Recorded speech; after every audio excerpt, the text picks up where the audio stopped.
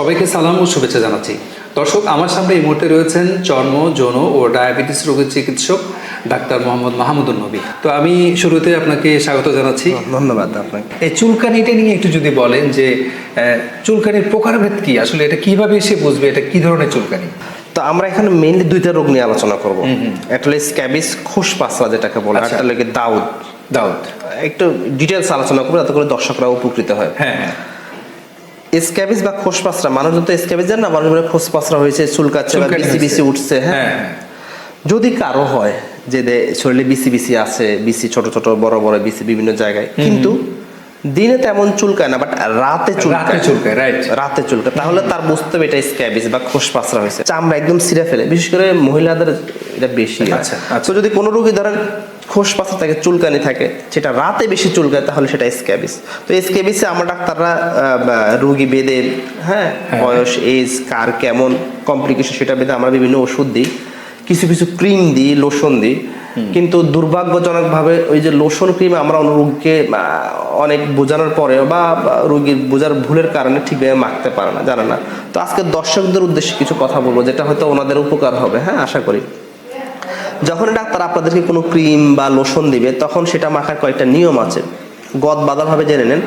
যদি সেটা বাচ্চা হয়, শিশু হয়, তখন এটা হচ্ছে শিশুদের কিন্তু পুরো শরীরে হয়, চোখ মুখ সব জায়গায় হয়। আচ্ছা। তো শিশুদের ক্ষেত্রে পা থেকে মাথা পর্যন্ত মাখতে হবে, শুধু চোখ মুখ একটুকু বাদে, একটু বাদে, তখন ভিতরে না ঢোকে, বাট এখানেও কিন্তু মাখবে। আচ্ছা।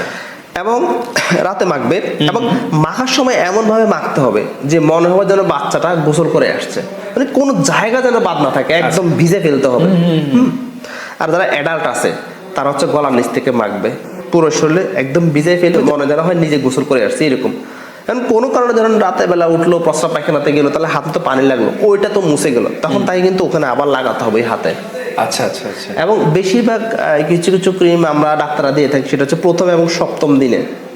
প্রথম দিন এবং সপ্তম দিন। তো অনেক রোগী জিজ্ঞেস করে, স্যার প্রথম দিন দিচ্ছেন আবার সপ্তম দিন দিচ্ছেন কেন? কারণ যে মাইট মানে যে জীবাণুটা থাকে এটা ডিম পারে, তো ডিমটা 7 দিন বা 5 দিন পরে ফুটে বাচ্চা বের হয়। তো ধরেন আজকে আমি দিলাম, আজকে মা মারা গেল, বাট বাচ্চারা কিন্তু আছে ডিমের ভিতরে। তো ডিমটা 5 থেকে 7 দিন পরে ফুটবে, ফুটলে যেন ডিম থেকে যে বাচ্চা বেরো, সেই বাচ্চারাও যেন মারা যায়, সেজন্য আমরা বলি 7 দিন পরে আবার মাখবেন। একই নিয়ম মাখতে হবে, ঘরের সবাই মাখতে হবে। তার পাশাপাশি সবচেয়ে ইম্পর্টেন্ট সেটা হচ্ছে বাসায় যারা থাকে, যতগুলো বেড কাভার বালিশ কাভার আছে, সব বেড কাভার বালিশ কাভার প্রতিদিন সকালবেলা গরম পানি দিয়ে ধুতে হবে। তখন আমরা রোগীরা যখন বলি গরম পানি দেবো, রোগী বলে স্যার ঠিক আছে কুসুম গরম পানি দিয়ে দেবো। কুসুম গরম পানি না, কেমন গরম পানি? আমাদের গ্রামে দেখা যাচ্ছে মাছ আছে যখন ভাত রান্না করে, দেখবেন যে আগে পানি ফোটে, টকবক করে ফোটার পরেও ওই পানিতে আমরা চাউল দেয় কিন্তু। তো ওই রকম পানি, অর্থাৎ 100 ডিগ্রি সেন্টিগ্রেড তাপমাত্রা ফুটতেছে, ওই রকম পানি দিয়ে জামা কাপড়, বেড কাভার, বালিশ কাভার এগুলা ধুতে হবে। এখন অনেকের জামা কাপড় এরকম, কিছু জামা কাপড় আছে যে এরকম তাপমাত্রা দিয়ে ধুলে নষ্ট হয়ে যেতে পারে। সেসব ক্ষেত্রে কি করতে হবে? সেসব ক্ষেত্রে ঘরের একটা রুম রাখতে হবে আলাদা, সেই রুমে 3 দিনের জন্য জামা কাপড়গুলো রেখে দিতে হবে, কারণ 3 দিন পরে এমনি জীবাণুটা মারা যায়। আচ্ছা। 3 দিন পরে সে ইউজ করতে পারে। আয়ু হচ্ছে 3 দিন। হ্যাঁ, 3 দিন। না আপনি এখানে হাত দিলেন, আপনার রোগ আছে, এখানে এটা 3 দিন থাকবে। ও আরো যদি এখানে হাত দেয় তার মধ্যে ছড়া যাবে যদি 3 দিনের ভিতরে হাত দেবে, মানে 72 ঘন্টার ভিতরে। তো সেটা হচ্ছে, এটা গেল স্ক্যাবিস। হ্যাঁ, তাহলে স্ক্যাবিস জন্য কি করতে হবে? প্রথমত ঘরের সবাই চিকিৎসা নিতে হবে। দ্বিতীয়ত ক্রিম মলম ডাক্তার যেভাবে বলে সেভাবে মাখতে হবে। তৃতীয়ত ডাক্তার আপনাকে যখন বলবে তখন ফলো আপে আসতে হবে, এবং ঘর জামা কাপড় এগুলো যেভাবে বলছে সেভাবে ধুতে হবে। আমি মাঝে মাঝে কিছু রোগীকে বলি এরকম যে আল্লাহ না করুক যদি কেউ মারাও যায়, আপনি ওখানে যাইয়েন না, কারণ ওখানে মানুষ আসবে অনেক, ওখানে যাবেন না, ঘরে থাকতে হবে, কিছু ঘরে থাকতে হবে। একজিমা হচ্ছে যেটা ছোঁয়াচে না, তবে প্রচন্ড চুলকায়। আর দাউদ হচ্ছে দেখা যাচ্ছে একটা রিং এর মতো গোল একটা আবরণ থাকবে প্রথম অবস্থায়, রিং এর মতো শরীরে।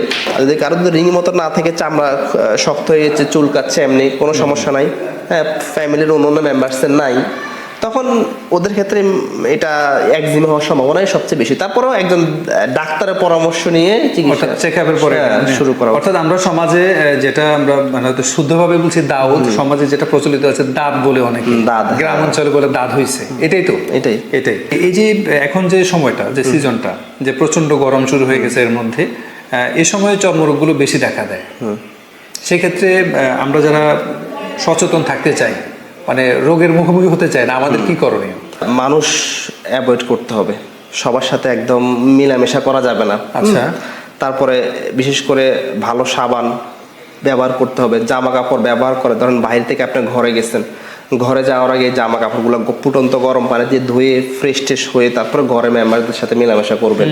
হ্যাঁ, সুতি জামা কাপড় পরবেন, জোড়া ডালা জামা কাপড় পরবেন। বাইরে থেকে এসে অবশ্যই আগে গোসল করতে হবে, গোসল করে তারপরে হচ্ছে আপনার ফ্যামিলি আপনার এই পরামর্শ শুনে আমার করোনার কথা মনে পড়ে গেল। আমরা তাই করতাম এক্স্যাক্টলি। আমি যখন করোনা 2020 সালে, তখন আমি কুর্মিটোলা হাসপাতালে তখন আমি সেখানে ছিলাম। কুর্মিটোলা হাসপাতাল যেটা প্রথম করোনা হসপিটাল। তার মানে আমি যদি দর্শকদের উদ্দেশ্যে বলতে চাই, মানে যদি চর্মরোগ থেকে বাঁচতে হয়, করোনার সময় আমরা যেরকম সচেতন ছিলাম, এখন আমাদেরকে সেই এক্স্যাক্টলি। আর এখন চর্মরোগটা আসলে ছোঁয়াচে হয়ে গেছে। আর একটা বিষয় হলো এই চর্মরোগের সাথে খাওয়া দাওয়ার একটু ভালো সম্পর্ক। হ্যাঁ, ওই যে কিছু লোক থাকে এটিপিক্যাল, অর্থাৎ এমন আছে না, ধরুন কোন একজন রোগীর ডায়াবেটিস, সে যদি মন চাইলে কি সে মিষ্টি খেতে পারবে না। যদি সে খেতে চায় কখনো, তখন একটা লিমিটের মধ্যে খেতে হবে। তো কিছু কিছু রোগ থাকে এরকম যে ওই অ্যালার্জিতে খাবারগুলো খেলে তার অ্যালার্জি বেড়ে যায়, আদারওয়াইজ সে ভালো থাকে। তো ওইসব রোগী হচ্ছে এটিপিক্যাল, ওদের ক্ষেত্রে অ্যালার্জিত খাবারটা অ্যাভয়েড করাটা সবচেয়ে ভালো। কিন্তু একবারে তো অ্যাভয়েড করে কেউ থাকতে পারবে না। গরু মাংস ছাড়া কি কেউ বছরে বছর না খেয়ে থাকবে? আচ্ছা। তো লিমিটের মধ্যে খাবে, যাদের অ্যালার্জি থাকে। অ্যালার্জিজনিত সমস্যা যাদের আছে তাদেরকে অবশ্যই যেগুলো বাজে যেগুলো করা দরকার ছিল এগুলো করতেই হবে।